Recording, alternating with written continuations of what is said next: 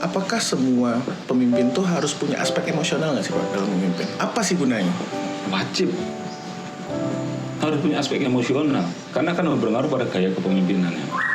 Bisa saja kalau seorang pemimpin yang duduk di suatu posisi atau dia menjadi seorang pemimpin itu karena appointed, ditunjuk, dia bisa menerapkan apa saja tanpa emosional pun bisa.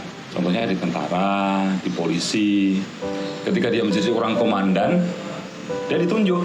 Belum tentu dia mendapatkan legitimasi dari bawahnya. Tapi karena dia punya kewenangan komando, kewenangan untuk memerintah, dia memimpin dengan gaya apa saja, itu tergantung dirinya masing-masing. Kalau dia tidak punya sisi emosi, sisi empati, dia bisa saja menerapkan gaya kepemimpinan yang otoriter. Bisa, ya bisa, efektif. Nanti dulu. Oke. Berbeda dengan bisa dengan efektif itu. Sehingga yang lebih baik lagi untuk bisa memimpin secara efektif ya kita harus rangkul yang di bawah ini, harus bisa membangun hubungan, bukan hanya hubungan kedinasan atau dalam rangka pekerjaan, tetapi juga hubungan yang sifatnya personal. Paling tidak dia mendapatkan legitimasi, mendapatkan pengakuan.